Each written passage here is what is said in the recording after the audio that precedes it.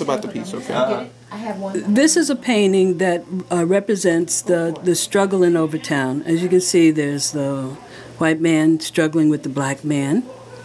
The trucks represent the building materials coming in to build the highway. You see that the neighborhood is being destroyed and the people here are under distress. It's dividing off the city, one to each side. And you see the people are distressed by this building project. And what it did was it just cut the heart of Overtown out, actually. Yeah. Where's the original to this piece? Now, that's a good question. Because a lot of his work was stolen, taken. When he started building, what he did in Good Bread Alley was part of Overtown that Leon Roll was telling me that he lived in where they baked bread. And it was a poor neighborhood, but it was a neighborhood that was home. And it had that smell of bread, so they called it Good Bread Alley. Okay. What happened was Purvis, when they built the highway, he took some abandoned buildings and he built a freedom wall, I think he called it. He saw a wall, I think, in another city. Detroit? Was it Philadelphia or New York? Chicago. Chicago, probably. Yeah. He heard about it, right. And he probably saw it at the library and on television. So he decided to take his paintings that he had created that were chronicling this history, and he put them all up on this wall. And people, as they drove on the highway, were seeing these pieces and would come off of the highway to try to purchase pieces that they were seeing. And before you knew it, there was a body of work built up. And a feeding frenzy. Yes. Then one manager after another manager started defrauding him. They even locked him in a room in the studio, wouldn't let him out, had him painting, took over his bank accounts. But the ending tragedy of having notoriety in a white art world is basically the same tragedy that has happened to a lot of black artists. They take the work, they value the work. That's the first thing I have to say. They really see the work and they value the work. That's why they want the work. You have people who meant well, and you have people who didn't mean well. And Purvis was fortunate enough to go through both sides. The people who meant him well and the people who didn't mean him well. But his work was something that everybody wanted. So now what has happened is there's a lot of work out there. Some of it was stolen, taken. The story's too detailed, and it's going to have to be put into chapters for the story to be told right, because his life was rich. He even got arrested by the FBI for protesting the Vietnam War. I mean, he was out there.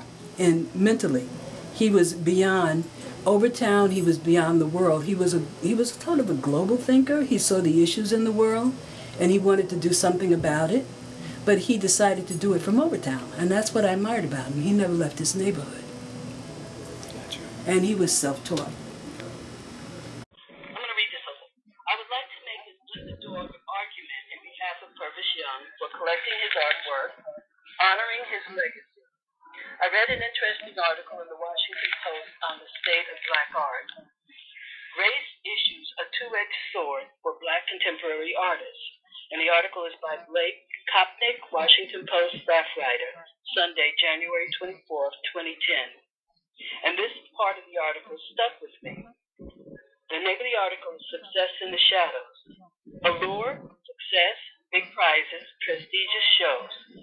If cutting-edge black artists have so clearly got it made, why are they almost unknown outside the little world of contemporary art where they have managed to reach stardom? Why hasn't the larger community, or at very least the larger black community, adopted them as cultural heroes, alongside Tanner and Bearden? The question is, can an African-American artist reach the level of an American icon and be easily recognizable by the general public, loved and adored? Purvis, in my opinion, can fill the shoes of a cultural hero. The art and the life of Purvis Young can so be defined that in the future he could become a cultural hero. To be in the category of a cultural hero, the person has to be bigger in life than his work. resonate with the average person. He has to be noble but not aloof. There has to be weakness in his humanity and the end tragedy that destroys him. Purvis has all the right ingredients: the life story, a prolific body of work, and a tragic end. And your thoughts and commentary? Okay, what happened with Purvis was because of his paintings, he decided to pursue an art course because I was told by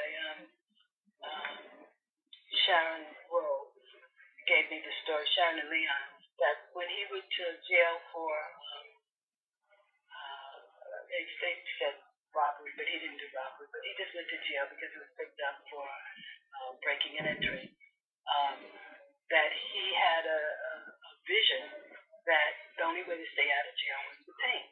So he made, at that point in jail, he made a dedication to himself that this is what he was going to do.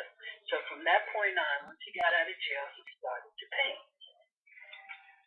Overtown is very important to this story. Overtown is a historic, culturally rich black city amongst a lot of them in the United States. And right now, the United States has these very, I call them noble black cities. They're just cities that during the segregation period, they were thriving.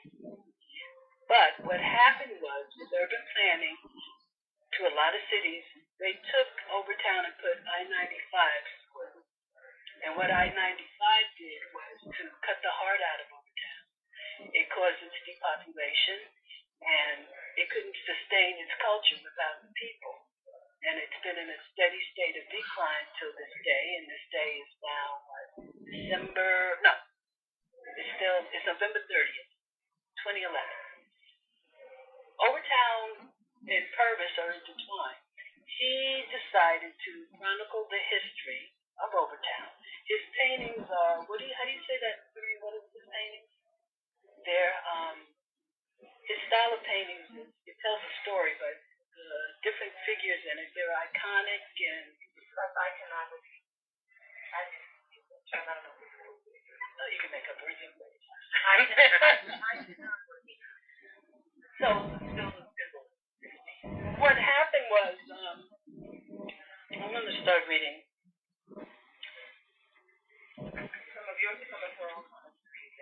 I'm going to start reading back from the paper. Purvis and the people.